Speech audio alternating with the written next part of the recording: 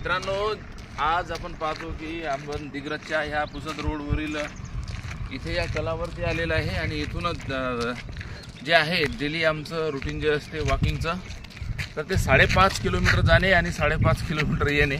तर ह्या गोष्टी कशा शक्य होतात? तर मागील 1.5 महिन्यापासून आम्ही जे आहे ते रनिंग सुरू केलेली आहे आणि रनिंग आणि वॉकिंगमध्ये या दोन गोष्टी असतात महत्त्वाच्या. तर त्यामध्ये जर आपण यामध्ये कंटिन्यू ठेवलं तर निश्चितपणे आपल्या शारीरिकदृष्ट्या ते योग्य आहे.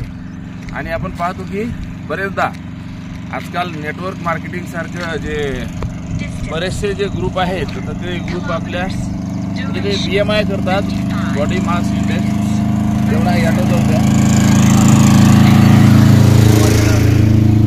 तर तो BMI करून आपल्याला सांगतात की तुमचं वजन एवढं आहे, एवढं जास्त आहे, तुम्हाला असं करावं लागेल. 7-8 दिवस आपण ते जॉईन करतो. मग आपल्याला सल्ला देण्यात येतो की बाबा आता तुम्हाला निवड व्यायामाने होणार नाही, तर कुठलं तरी न्यूट्रिशियस डायट, ज्याला की काही मान्यता नसते, तर ते आपल्याला ते प्रोव्हाइड करतात. आणि त्यानुसार मग आपल्याला वाटतं की आपलं लगेच वजन वेट लॉस झालं पाहिजे.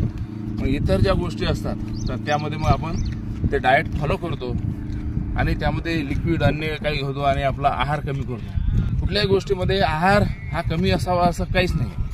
फक्त तो आहार जो आहे त्यामध्ये आपण स्वतःच आपण डॉक्टर बना किंवा जे सलादचं प्रमाण आहे, एकूण जेवढं आपण डाएट घेतो त्यापैकी 30% जे आहे तर ते आपलं त्यामध्ये म्हणजे सलाद ज्याला म्हणतो आपण, तो सलाद असणं खूप गरजेचं आहे. आणि रेग्युलर जर आपण एक्झरसाईज केली, निश्चितपणे आपण डाएटवरती कंट्रोल म्हणजे काय, थोडं तेलकट कमी खाणे एवढं आपल्यालाही कळतं. परंतु कुठलंही अनवॉन्टेडली आपल्या बॉडीला ॲक्सेप्ट करण्याची जी सवय आहे, पूर्वीच्या काळी आपण डाबडुबली खेळायचो, रनिंग, त्यानंतर शेतात काम करायचो, तर ह्या सगळ्या गोष्टी आज आपण पाहतो की पूर्वी आपण जे समजा डाबडुबली खेळणे, नदीत पोहणे, कुठेही पुरातही पोहत होतो आपण, तर ते आता बंद झालेलं आहे. म्हणून वॉकिंग शिवाय पर्याय नाही. आणि ह्या पर्याय निवडत असताना जर आपल्याला काही समजा प्रॉब्लेम गेलं, समजा आपली बॉडी लवकर कंट्रोल होत नसेल समजा, तर त्यावेळेला चांगल्या डॉक्टरचा सल्ला घ्या. जर आपल्याला काही त्यामध्ये समजा कंट्रोल करायचं असेल तर MDचा वगैरे सल्ला घ्या. आजकाल तर पाहतो की जसं नेटवर्क मार्केटिंग होतं, तुम 10,000 दो, 10 लोक जोडो, हां आपको आ गया 2,500 का चेक. ते काही चेक फेक नाही, सगळे लंबे झाले.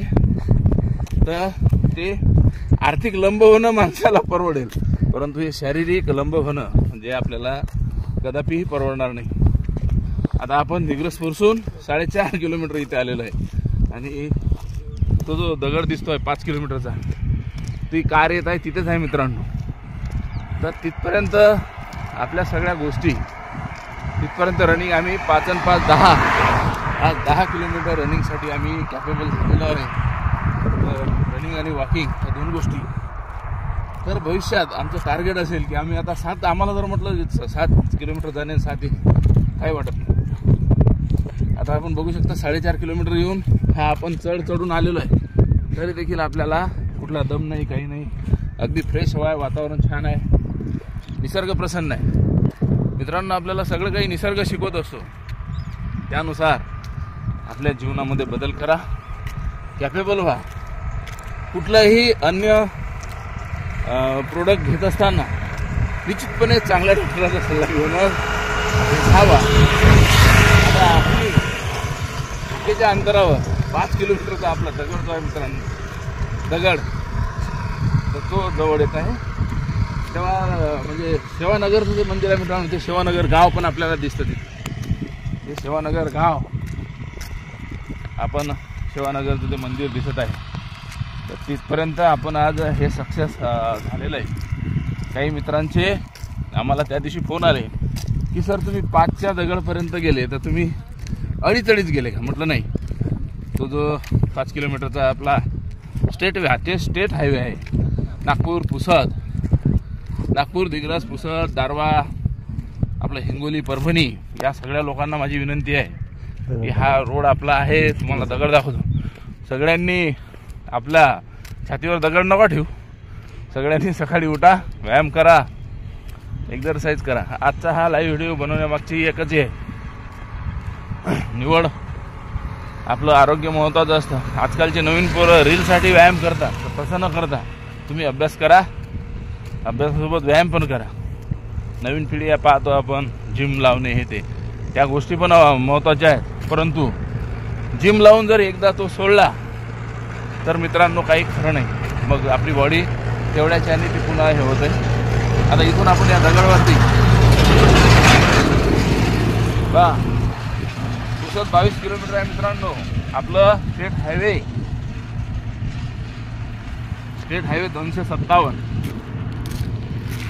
हा आहे. आणि पुसद इथून 22 किलोमीटर आहे मित्रांनो. हे पुसद आपलं 22 किलोमीटर. पुसद, दिग्रस, दारवा हे आर्मीवाले सगळे लोक यांनी पण आपला व्हिडिओ पाहून, आणि हे दिग्रस बघा, दिग्रस 5 किलोमीटर आहे. त्या दिवसचा व्हिडिओ आणि आजचा व्हिडिओ मित्रांनो, तर हे आपल्याला प्रेरणेसाठी आहे.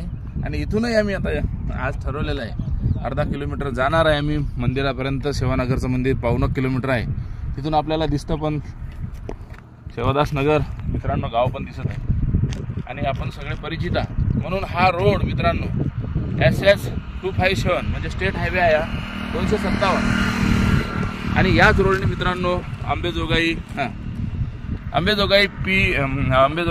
परळी, बीड, गंगाखेड आणि आपले हिंगोलीवाले, हिंगोलीकर, पुसदकर, चंबाळपिंपरी या सगळ्या लोकांना माझी विनंती आहे की आपल्या हायवेने आपण चालावं आणि आपला व्यायाम आपण करावा. मित्रांनो आजची अपडेट भेटूया असंच पुन्हा एखाद्या व्हिडिओमध्ये. तोपर्यंत धन्यवाद. आपल्या चॅनलला लाईक, सबस्क्राईब आणि फॉलो, शेअर करायला विसरू नका. Bye bye.